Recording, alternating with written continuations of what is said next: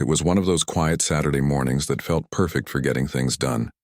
The sun was warm but not too hot, and a gentle breeze moved through the trees in the front yard. For once, there was no rush, no deadlines, no crime scenes or ringing phones. Just peace. That was something rare for someone like me.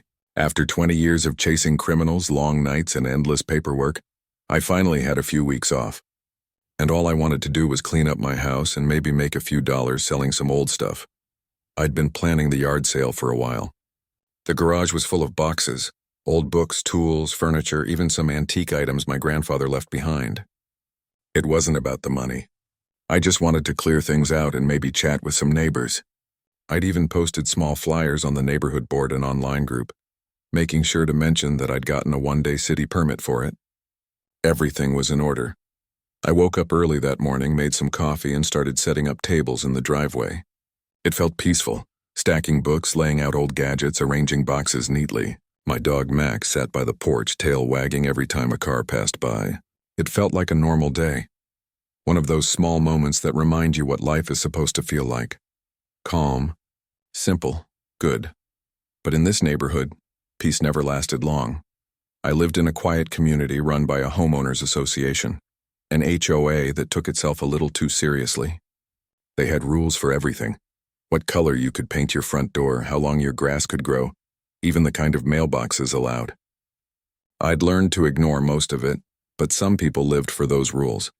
And one of them was the self-appointed queen of the HOA, a woman everyone in the neighborhood called Karen. She wasn't technically in charge, but she acted like she was. You could always spot her walking around with her clipboard, wearing her sunglasses and visor, inspecting everyone's lawns like she was running a military base. Every neighborhood has one, and she was ours. I'd only spoken to her once before, and even that was enough. It was last year when she knocked on my door to inform me that my trash bins were visible from the street, and that it violated Section 12, Paragraph 3 of the HOA guidelines. I had smiled, thanked her, and moved them inside my fence. That was the end of it. Until now. As I arranged the last few items on the table, I heard the sound of heels clicking down the sidewalk. That sharp, fast-paced kind of walk that meant trouble was coming. I didn't even have to look up to know who it was. "Good morning," I said, still placing things on the table. "Excuse me." The tone was sharp, commanding, like she was talking to a teenager caught sneaking out. "What exactly is going on here?" I looked up. There she was, in her usual getup, visor, large sunglasses, clipboard in hand. She stood at the end of my driveway, scanning my setup like it was a crime scene. "I'm having a small yard sale," I said simply. "Just clearing out some old stuff." Her eyebrows shot up, and she immediately started flipping through the papers on her clipboard. "Yard sale? That's not allowed without HOA approval. Did you get authorization?" I wiped my hands on a rag and tried to keep my tone calm. "I got a city permit for a one-day sale. It's completely legal." "Well," she said, taking a deep breath like she was about to deliver a lecture, "that may be fine with the city, but this is a private neighborhood governed by our homeowners association. You can't just decide to run a business out of your home." I almost laughed. "I'm not running a business. It's just a yard sale. People do this all the time." "Not in this neighborhood," she snapped. "We have standards. We don't want random cars parking all over the street, people walking on lawns, or clutter in driveways. This isn't a flea market." I could feel my patience thinning, but I kept my smile. "I understand, but I'm following the law. The city permit covers it for today only. Everything will be cleaned up by evening." She crossed her arms. "You should have asked for permission. That's what respectful neighbors do." I looked at her clipboard and noticed that she was already writing something down. "Are you taking notes?" She smirked. "Documentation. I'll need to file an incident report with the HOA board." "An incident report?" I repeated, almost amused. "For selling old books and lamps?" She ignored me and pulled out her phone. "I'll be taking photos as well." That's when I realized this wasn't about rules. It was about control. People like her needed to feel important, and the HOA gave her just enough power to act like a sheriff. I watched her walk around the driveway, snapping pictures of my tables, my car, even my dog sitting by the porch. I could feel the neighbors watching from their windows. A few even peeked out and quickly ducked back when they saw her. "Karen," I said finally, "please don't take pictures of my property without permission." She gave me a smile that didn't reach her eyes. I have every right to document violations for the record. Actually, you don't, I said quietly. You're on private property. That made her pause for a second, but she didn't stop. She took a few more pictures, muttering something under her breath about people thinking they're above the rules. I took a deep breath and stepped back. I'd dealt with far worse in my job. Angry suspects, aggressive witnesses, even politicians who thought the law didn't apply to them. Compared to that, she was just a mosquito buzzing in my ear. Still, I couldn't help but feel a little sorry for her. It was clear she thrived on drama. Maybe she was lonely or just bored, but she seemed to enjoy the power of making people nervous. After a few more minutes, she finally turned toward me again. You'll be hearing from the HOA board, she said firmly. I'm calling an emergency meeting this afternoon. I gave her a polite nod. That's fine. I'll bring my permit and we can discuss it like adults. She looked almost offended that I wasn't intimidated. Then, without another word, she marched off down the street, already talking loudly into her phone. When she was gone, I let out a quiet laugh. Max barked once as if agreeing with me. Yeah, I said to him. That went about as well as expected. For the next hour, things went smoothly. A few neighbors came by to browse and bought small items, some books, a coffee maker, a few tools. Most of them mentioned that they saw Karen earlier, and they gave me the same sympathetic look. Everyone knew how she was. They just preferred not to cross her. One woman whispered, "You're brave doing this. She once called the police on a family for putting up Christmas lights too early." I chuckled. Well, she'll get tired eventually. But as the day went on, I noticed her car driving past the house several times. She slowed down each time, looking out her window, clearly checking on me. I didn't react. I just smiled and waved once, which seemed to annoy her even more. By afternoon, I'd made a decent amount of sales and met a few friendly neighbors.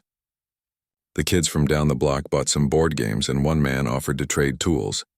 It was nice, actually. A reminder that not everyone in this neighborhood lived by a rule book. Around 3 p.m., I started packing up what was left. That's when a small group of people appeared at the end of the driveway. It was Karen again, this time with 2 members of the HOA board. She was in full lecture mode, already waving her clipboard like a weapon. "See?" she said loudly to the others. "He's still operating without authorization. It's completely unacceptable." One of the board members, a man in his 60s with kind eyes, looked uncomfortable. "He's just cleaning up now, Karen," he said softly. "I don't see the problem." "The problem," she snapped, "is that this sets a precedent. If we let him get away with this, everyone will start selling things on their driveways. This place will look like a swap meet." I stepped closer, holding up my paperwork. "Here's my city permit. It's valid for today only. I checked the HOA guidelines. There's nothing in the rules that bans yard sales if they comply with local law." Karen's face tightened. "You can't just quote legal jargon. This community has its own standards." The older man looked at the permit, nodded, and handed it back. "Looks fine to me, honestly." "He's within his rights." Karen glared at him. "We'll see what the board thinks tonight." She turned to me again. "You'll need to remove everything by sundown. If not, I'll have to report you formally." I smiled politely. I was planning to do that anyway. That seemed to frustrate her even more. She muttered something under her breath and stomped away, leaving the 2 board members standing awkwardly on the sidewalk. The older man gave me a small shrug. "Don't take it personally," he said. "She means well, but she takes her role too seriously." "I've noticed," I said with a small laugh. "Don't worry, I've dealt with worse." He smiled, then followed her down the street. By evening, I had packed up the tables and cleaned everything. The driveway was spotless, just as promised. I sat on the porch with Max, watching the sunset. It should have been a relaxing moment, but I couldn't shake the feeling that this wasn't over. Karen wasn't the type to let things go. She wanted control, and she didn't like that I hadn't given her the reaction she wanted. Sure enough, later that night, I saw her porch lights flicker on and off. Then my phone buzzed with a notification from the neighborhood app. A new post from Karen. "Reminder to all residents. Unauthorized sales or gatherings violate HOA community standards. Please report any violations immediately. We must maintain the reputation of our neighborhood." She didn't name me directly, but everyone knew who she meant. I chuckled to myself. She's persistent, I'll give her that. Max barked once as if in agreement. I leaned back, thinking how strange it was that people like her could cause so much trouble over something so small. But I also knew something she didn't. Years of detective work had taught me patience and how to handle people who thought they were above the rules. For now, I let it go. But deep down I knew this wasn't the end of it. She was going to push harder, and when she did, she'd have no idea who she was dealing with. That quiet yard sale had just started something much bigger than either of us expected. The next morning started calm, but something felt off. I could sense it the moment I stepped outside with my coffee. The air had that still heavy feeling before trouble. My yard looked clean, no trace of the sale from yesterday. The tables were packed away, the driveway swept, and everything was back to normal. Still, something told me that normal wasn't going to last long. I had barely sat down on the porch when my phone buzzed. It was an email from the HOA.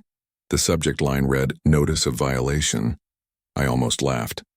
They didn't waste time. The message was polite at first glance, but the tone underneath was sharp. It said my yard sale had been unauthorized and disruptive to the community atmosphere. It also mentioned possible fines if it happened again. I knew exactly who wrote it. Closed the email and took another sip of coffee. "You really don't quit, do you?" I muttered to myself. I wasn't angry, just tired. I'd seen this kind of behavior too many times before. Some people got a little power and used it to make others miserable. But part of me couldn't help being curious. Why did she care so much? I decided to let it slide for now. I had no reason to make things worse. After all, the last thing I wanted during my time off was drama with a homeowners association. But as the day went on, I realized it wasn't going to blow over. Around noon, my neighbor, an older man named Harold, came over while I was cleaning out the garage. He walked slowly, leaning on his cane, but his eyes were sharp. He looked around before speaking. "She's been talking about you," he said quietly. "Karen?" I asked, though I already knew the answer. He nodded. "Told half the block that you broke the HOA code and that you were rude to her. Said you were running an unlicensed business." I couldn't help but smile. "Running a business? That's creative?" Harold chuckled softly. "She's been trouble for years. Once reported me for having too many flower pots on my porch. Said it made the neighborhood look cluttered. I just ignore her now." "Sounds like good advice," I said. He nodded again. "Just be careful. She doesn't like when people stand up to her." After he left, I leaned against the garage door and thought about what he said. I wasn't looking for a fight, but I also wasn't going to let someone spread lies about me, especially not when I'd done everything by the book. Later that afternoon, I went for a walk around the neighborhood. I needed to clear my head. It was a nice area. Quiet streets, clean yards, kids riding bikes. From the outside, it looked perfect. But now that I'd seen behind the curtain, I could feel the tension. As I passed a few houses, people smiled politely but avoided eye contact. It was strange. Some of these same neighbors had come to my yard sale just the day before. Now they looked uneasy. When I turned the corner near the community park, I saw her. Karen. She was standing near her car, talking to two other women from the HOA board. Her voice carried even from a distance. I couldn't make out every word, but I heard phrases like "rules are rules, Gus disrespectful, and won't happen again." When she saw me walking toward her, she straightened up and smiled tightly. "Well, look who it is," she said in that syrupy tone people use when they're pretending to be polite. "The man of the hour." "Afternoon," I said evenly. "I hope you saw the notice," she said, crossing her arms. "We can't have people ignoring regulations. It sets a bad example." "I saw it," I said. "And I also saw the rule book. Nothing in there says yard sales are banned." One of the other women, who looked uncomfortable, spoke up softly. "He's right, Karen. It says events must follow city permits." He had one. Karen shot her a sharp look and the woman immediately went quiet. "Well," Karen said after a pause, "the board still feels it created a disturbance. Cars were parked everywhere.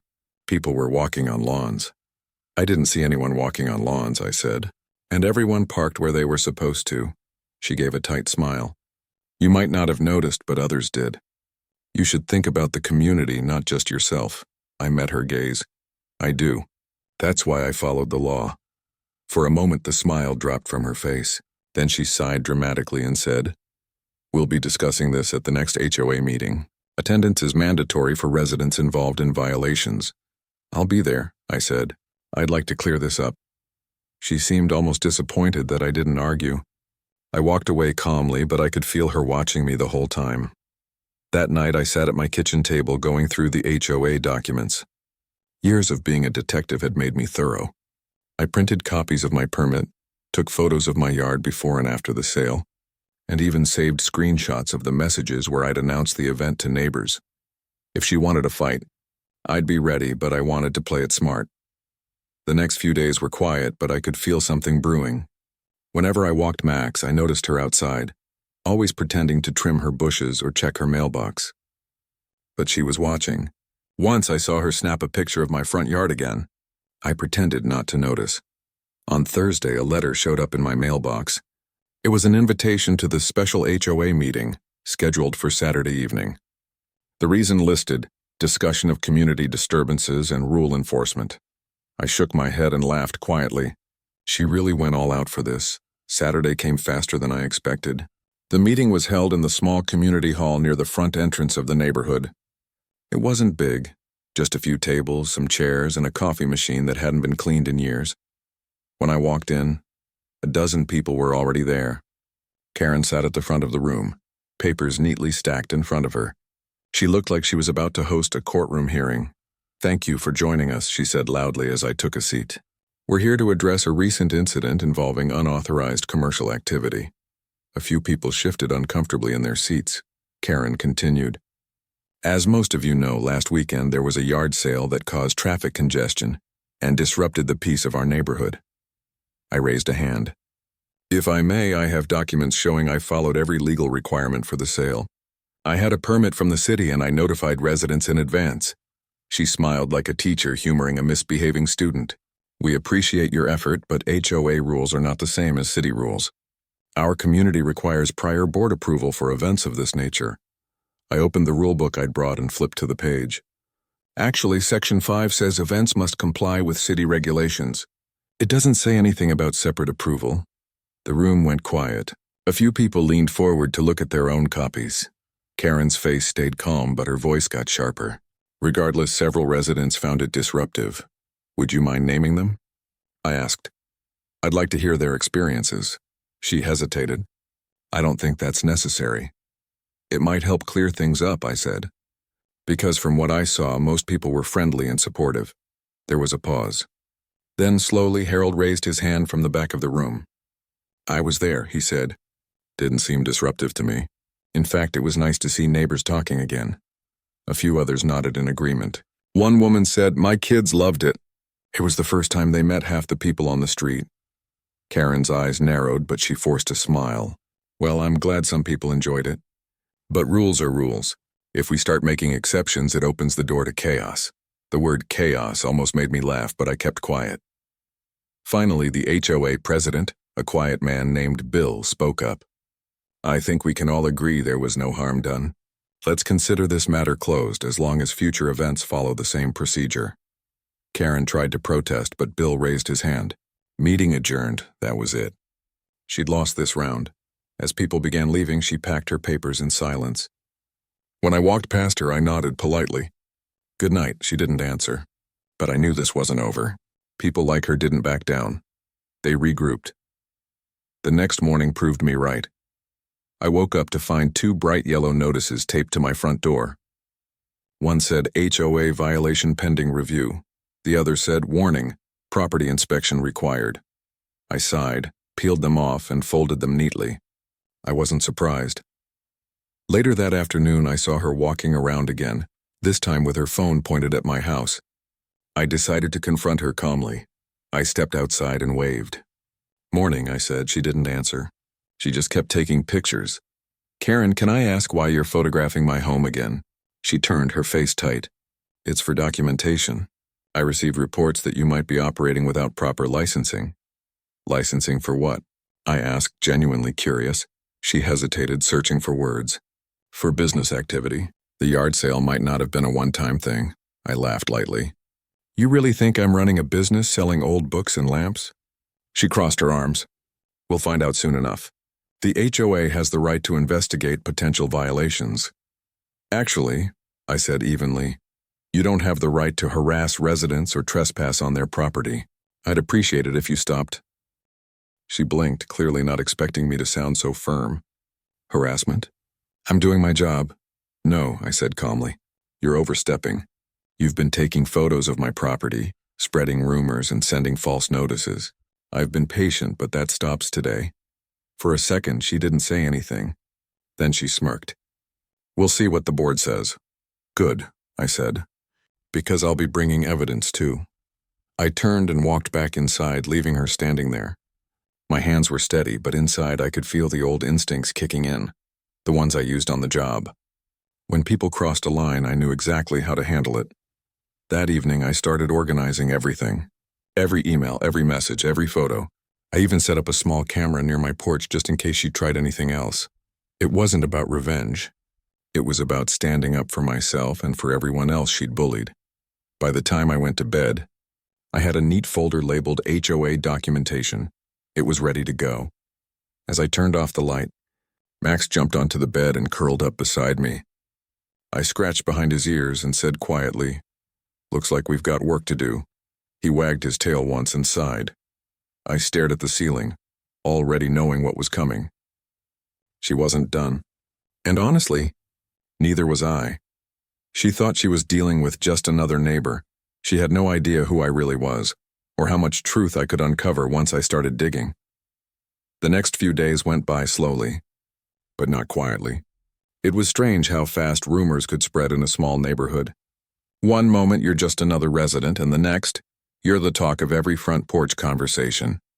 Every time I went outside, I could feel eyes on me. Curtains moved. Doors half opened, then closed again.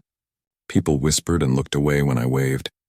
It didn't take a detective to know where it all started. Karen. I wasn't angry. More disappointed, really. It's one thing to enforce rules, but it's another to turn a quiet neighborhood into your own stage. She wasn't just reporting violations. She was trying to make me an example. By the end of the week, I started hearing strange things. A neighbor told me she'd been asking around about my job, where I worked and how long I'd lived there. Someone else said she claimed I was under investigation for unlawful activity. That part almost made me laugh out loud. Unlawful activity. I'd spent my entire career catching people who broke the law. I decided it was time to stop ignoring her and start watching. Carefully. That Friday night, I sat in my office and went through everything I had so far. Copies of the violation notices, screenshots of her public posts, even the messages she'd sent to other neighbors about me. Years on the force had made me methodical. I knew that facts, not feelings, win in the end. But part of me was still puzzled. What made her like this? Why was she so determined to go after me? Was it control, pride, or just something personal? The next morning I got my answer, or at least the start of one. I was taking Max for a walk around the block when I noticed her car parked on the side street near my house. She was sitting inside with her phone up, clearly taking pictures again. I stopped walking. She saw me looking and quickly lowered her phone. Then she pretended to adjust her sunglasses like nothing had happened. "Morning," I said as I walked past. She didn't answer, just stared ahead, pretending to check something on her clipboard. I smiled. "You know, if you want a picture of Max, you could just ask. He's quite photogenic." She didn't even look at me. "I'm doing my job," she said stiffly. Didn't realize neighborhood surveillance was part of HOA duties. That made her glance up for a second. "We have the right to ensure compliance." "Right," I said, nodding slowly. "Compliance." I kept walking, but my mind was already working. I wasn't just annoyed anymore, I was curious. And curiosity was something I was very good at following.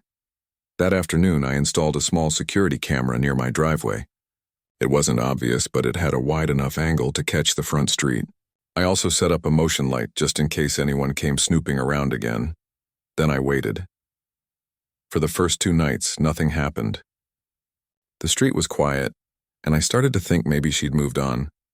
But on the 3rd night, around 11:30, the camera caught something. A figure walked slowly across the edge of my property, shining a small flashlight at the side of my house. The person paused, pointed the light at my fence, and then took a few steps closer.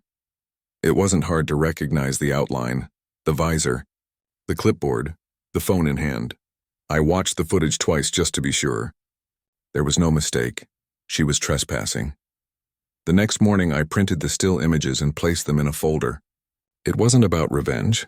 It was about having proof. If she wanted to play by rules, then so would I. But the real rules, the ones that actually mattered. Later that day, I decided to take a walk around the neighborhood again.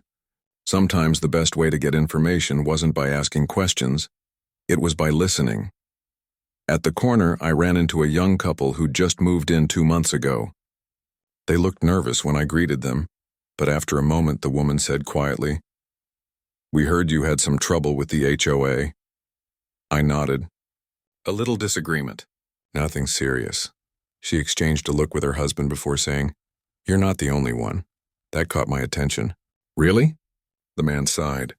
"She reported us the week we moved in, said our moving truck was blocking traffic. Then she said our front lights were too bright. We've been trying to stay under the radar since." I could see the frustration in their faces. It wasn't just about rules, it was about how she made people feel small. "Thanks for telling me," I said. "You're not alone in this." As I walked home, I realized something important. She wasn't just after me. She'd been doing this to everyone, and most people were too tired or scared to fight back. That night, I decided to dig deeper. I wasn't looking to expose her personally, just to understand her pattern. So I went online and checked the public HOA records. As expected, her name popped up everywhere. Dozens of filed complaints, reports, and letters going back years. She'd reported people for lawn decorations, fence colors, even for having too many guests at a birthday party. But something else caught my eye. About a year ago, she'd filed a complaint against another homeowner, someone who turned out to be a retired lawyer. The lawyer had fought back and threatened to sue. After that, the HOA quietly changed some of its policies. Interesting. I printed out that record too. By now, my folder was growing thick. It wasn't just about me anymore, it was a pattern of harassment. I knew the signs well, and if she kept pushing, I'd make sure the right people saw what she was doing. 2 days later, I got another letter in the mail. This one was marked "Final Warning." Apparently, according to the HOA, I was being cited for refusal to cooperate with ongoing inspection. I laughed when I read it. There had never been any inspection. That was the last straw. I decided to take a short drive to the county office. I knew some people there, good people who'd worked with me on past investigations. I wasn't there as a detective this time, just a private citizen asking for advice. I showed them the letters, the photos, and explained what had been happening. The clerk nodded as she flipped through the pages. "She can't legally issue citations without board approval," she said. "And she definitely can't trespass." "Good to know," I said. She smiled. "You could file a report, but honestly, a warning from the right source usually stops people like that." "Appreciate it," I said. When I got back home, I found Karen standing near my mailbox talking to another neighbor. She saw me pull in and quickly walked away, pretending not to notice me, but I could tell she was nervous now. That evening, I decided to take things one step further. I started keeping a small notebook by my front door. Every time she drove by, took a photo, or sent another message, I logged the date and time. It was all about building a clear picture. Funny thing was, once I started writing things down, I realized just how often she passed my house, sometimes 3 or 4 times a day. Always slow, always looking. It was strange, almost obsessive. One afternoon, while I was trimming the hedges, a neighbor from 2 houses down stopped by. She looked around nervously before saying, "I heard she's been asking about your job." "Yeah," I said, "so I heard. She told people you used to be a cop or something. Is that true?" I smiled faintly. "Something like that." Her eyes widened slightly. "That explains a lot." I didn't say more, but inside I couldn't help but think, if Karen was really digging into my background, she was about to get a surprise. Most of my records weren't exactly public. That evening I saw her again, standing by her car talking to 2 of the board members. They seemed uneasy, shifting on their feet while she waved a stack of papers. I couldn't hear what she was saying, but I had a feeling I was the topic. The next morning, one of the board members, a quiet woman named Denise, came to my door. She looked uncomfortable, holding a small folder. "I wanted to give you a heads up," she said. "Karen's trying to push for another meeting. She's saying there's new evidence against you." "Evidence?" I asked, raising an eyebrow. She sighed. "Honestly, it's just her phone pictures. She's been telling people you've been running some kind of side business," I smiled. "Of course she is," Denise looked embarrassed. "Most of us don't believe her. "We're just tired." She bullies everyone. "But after seeing what she's done to you, I think some of us are ready to stand up." "Good," I said quietly, "because she's not going to stop unless someone does." That night I sat on the porch again, watching the streetlights flicker on. The folder of evidence sat on the table beside me. I'd gathered everything I needed, but more than that, I'd learned something about her. She wasn't evil, just trapped in her own need for control. She built her identity around the HOA, around being in charge. If she lost that, she'd lose her sense of importance. Still, that didn't make what she was doing okay. She was crossing lines, hurting people, and someone had to put a stop to it. The next morning, I made a call to a friend at the precinct, someone who still worked there. I didn't ask for favors, just information. I wanted to know the right way to handle this without causing a scene. After I explained the situation, he said, "If she's trespassing or harassing you, document it. If she escalates, call it in. Simple as that." "Got it," I said. The following week, I decided to pay a visit to the HOA office itself. It wasn't far, just a small room in the community center with a few desks and filing cabinets. When I walked in, the manager looked surprised. "Can I help you?" he asked. "Yes," I said calmly. "I'd like to file a formal complaint about a member of the board." He frowned. "Who?" "Karen." He sighed quietly, like he'd heard that name too many times before. "You're not the first person to say that." I placed my folder on the desk. "Here's documentation. Photos, letters, timestamps, the works. She's been trespassing and spreading false accusations." He nodded slowly. "I'll make sure the board reviews this." "Thank you," I said. When I left the office, I felt lighter. For the first time in weeks, I'd done something about it. No more ignoring, no more staying quiet. That evening, as I sat on the porch, I noticed something different. Karen's car didn't drive by. Her lights stayed off. For once, it was quiet. Maybe she'd finally realized I wasn't someone she could push around. Or maybe she was just regrouping again. Either way, I was ready. Because while she thought I was just another neighbor breaking a rule, she still had no idea who I really was, or what kind of truth I could uncover if I chose to dig deeper. And soon enough, she was going to find out. A week passed and the neighborhood felt different. It wasn't exactly peaceful, but there was a quiet tension in the air, like everyone was waiting for something to happen. I went about my days as usual, walks with Max in the morning, a little yard work, reading on the porch, but I could feel the shift. People smiled more now when they saw me. A few even stopped to chat. It was like they'd realized maybe Karen wasn't as untouchable as she wanted them to believe. Still, I knew better than to relax too soon. People like her didn't stop. They regrouped, planned, and came back stronger. Sure enough, on Thursday afternoon, I got another email. This time it was from the HOA president himself, Bill. It said, "We will be holding a board meeting this Sunday evening to address recent concerns raised by a member regarding your compliance with community rules. Attendance is requested." I couldn't help but smile. She was trying again. I replied politely that I'd be there. Then I opened the drawer of my desk, pulled out my folder, and went through everything one more time. Printed photos, letters, screenshots, the trespassing image, everything neatly labeled. Years of working in investigations had made me obsessive about detail, and I had a feeling those details were about to matter. Sunday evening came faster than I expected. The community center lights were already on when I walked up the path. I could see silhouettes through the big windows, neighbors sitting in rows, some whispering quietly. As soon as I stepped inside, the room went quiet. Karen was already there, sitting at the front with her usual clipboard and a thick stack of papers in front of her. She didn't look at me, but her lips were tight. The HOA president, Bill, greeted me politely. "Thanks for coming," he said, motioning to a seat near the front. I nodded and sat down.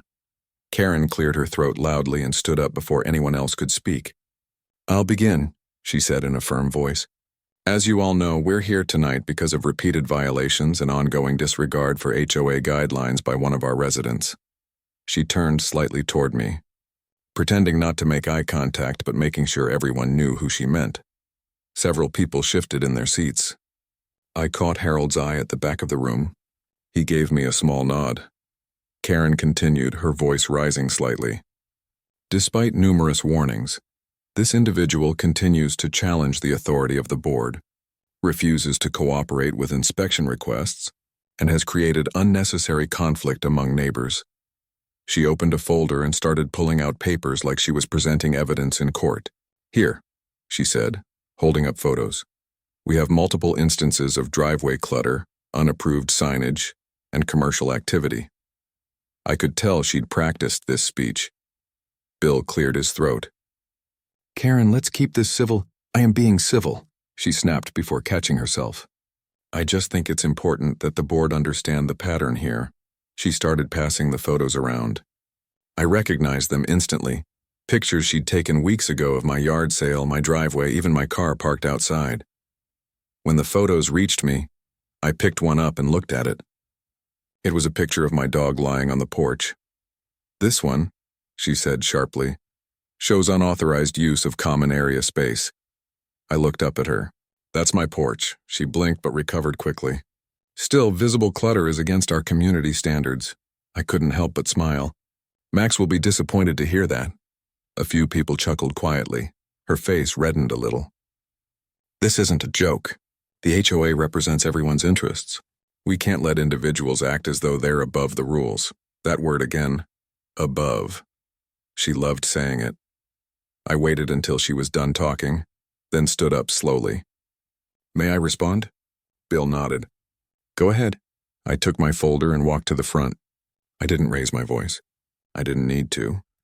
"I'd like to clear up a few things," I said, placing the folder on the table. "Everything she just said is either exaggerated or false. I followed every rule. I got a city permit for the yard sale, which legally overrides HOA restrictions for a single event. And here's a copy of that permit." I handed it to Bill. "Second," I continued, "there's been talk about me refusing inspections. There were no inspections. What actually happened was that she trespassed on my property after dark and took photos through my fence. I have camera footage showing it." A murmur spread across the room. Karen's face went pale. "That's ridiculous." I was simply doing your job. I finished for her. "Your job doesn't include walking onto private property at night with a flashlight." She glared at me, but I could see her confidence slipping. I opened my folder again and handed copies of the still images from my camera to the board. "These were taken 2 weeks ago. You can see the timestamp clearly." Bill looked at the photos, then at Karen. "Is this true?" she stammered.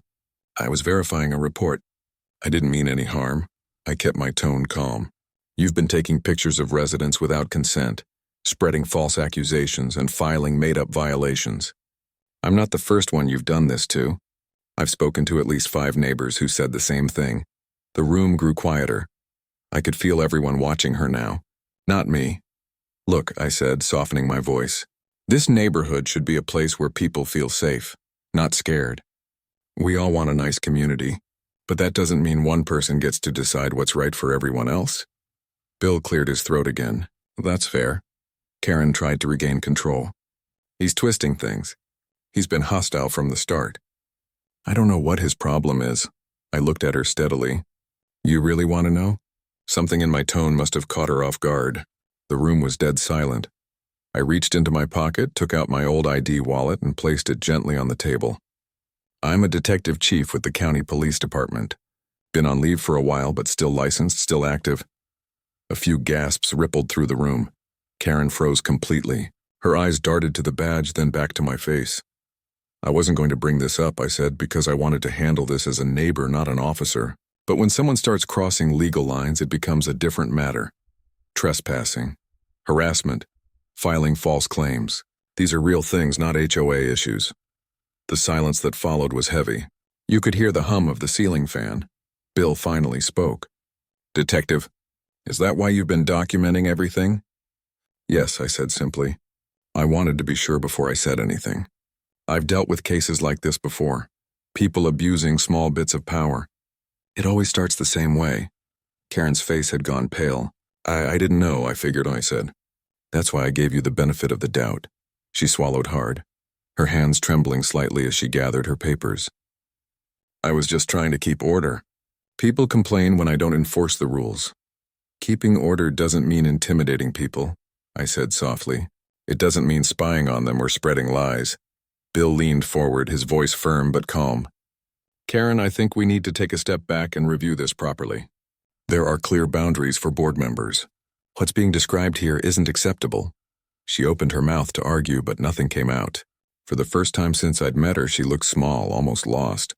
After a moment, Bill turned to me. Thank you for bringing this to our attention. We'll be holding an internal review of her actions. You won't receive any more notices or warnings in the meantime.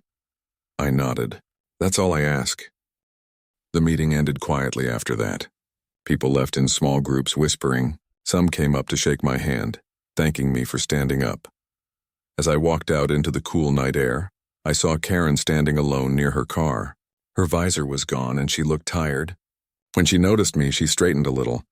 I didn't mean for it to go this far, she said quietly. I know, I said, but it did. Maybe take a break from all this. Let people breathe a little. She didn't reply, just nodded once and got into her car. The headlights flashed across the parking lot, then disappeared down the street. I stood there for a while, letting the night settle in. It felt strange. Not victory exactly, but relief. When I got home, I poured myself a glass of water and sat on the porch. Max jumped up beside me, his tail thumping softly against the wood. Well, buddy, I said, I think that's over. He yawned and laid his head on my leg, perfectly content, but I couldn't stop thinking about her, about how someone could start with good intentions, keeping things orderly, protecting a neighborhood, and end up turning into the very thing they claimed to prevent. It happened all the time in my line of work. People lose perspective. They start believing they're the only ones who know what's right. Still, I hoped she'd learned something from all this, maybe step back and see what her actions had done. The fear she'd created, the division. Over the next few days, things changed quickly. The HOA sent out a notice saying that Karen had stepped down for personal reasons. The board also announced new policies. No more personal inspections, no more photos without consent, and all violations would now require majority approval before being sent out. It was a big step, and everyone noticed. Neighbors who used to keep to themselves started talking again. People smiled more, waved more. Someone even organized a small block barbecue the next weekend. I didn't expect to be invited, but they came knocking anyway. You're the reason we're doing this, one of them said with a grin. We figured it's time for something positive around here. It was nice. Kids ran around, music played softly, and people laughed. It felt like the neighborhood had finally taken a deep breath. As the evening went on, a few people asked quietly if it was true, if I was really a detective. I just smiled and said was, on leave now, trying to learn how to sit still for once. They laughed, and someone handed me a burger from the grill. For the first time since moving there, I actually felt like I belonged. Later that night, when things wound down and the sky turned dark, I sat on my porch again. The street was peaceful, no patrolling cars, no clipped voices on the sidewalk. Just the sound of crickets and the soft hum of streetlights. I thought about everything that had happened. A yard sale, a simple harmless thing, and somehow it had revealed so much about people. Their fears, their pride, their need for control. But it also showed me something good. That most people deep down want peace. They just need someone to remind them what that looks like. I took a deep breath, feeling the night air settle around me. It wasn't about winning or proving anything. It was about restoring balance, and maybe in a small way, that's what detectives do best, even when they're off duty. A few weeks passed after that meeting, and life in the neighborhood finally started to feel normal again. The air seemed lighter somehow. The quiet tension that used to hang over every street corner was gone. People smiled more. The same neighbors who used to rush inside when they saw someone walking by were now stopping to chat by the mailbox or wave from their driveways. It was strange how quickly things could change once fear was replaced by trust. Spent most mornings tending to my small garden. It had become a kind of ritual, pulling weeds, trimming the hedges, letting Max wander around sniffing everything. He'd grown fond of lying in the middle of the lawn like he owned the place. And honestly, I didn't mind. One morning, while I was trimming a few branches, my neighbor Harold walked over carrying 2 mugs of coffee. He was smiling wider than I'd ever seen.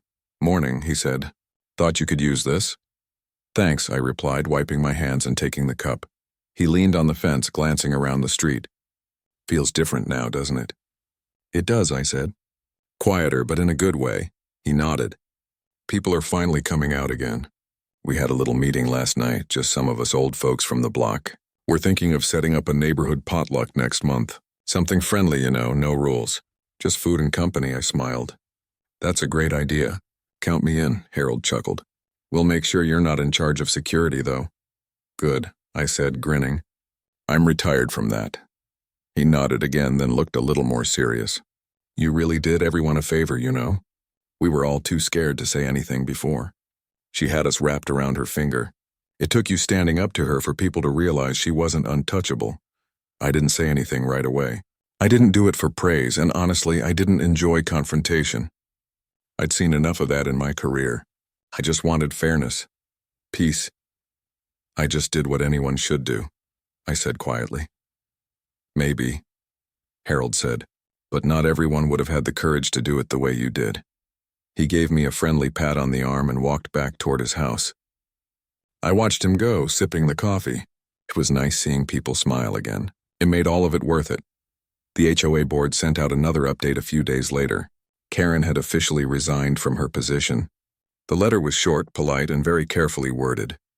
It said she was stepping back to focus on personal matters. No one said much about it. There wasn't any gossip, no loud celebration. It was like everyone just silently agreed to move on. But one afternoon, about 2 weeks later, I saw her again. It was a Sunday, late in the day. I was washing my car when I noticed a small sedan pull up slowly on the street. It stopped for a moment near my driveway. I looked up and there she was, sitting behind the wheel, sunglasses on, just watching quietly. For a second, I wasn't sure what to do. She didn't look angry or bitter, just tired. Maybe even sad. I gave her a small nod. To my surprise, she nodded back, then drove off. That was it.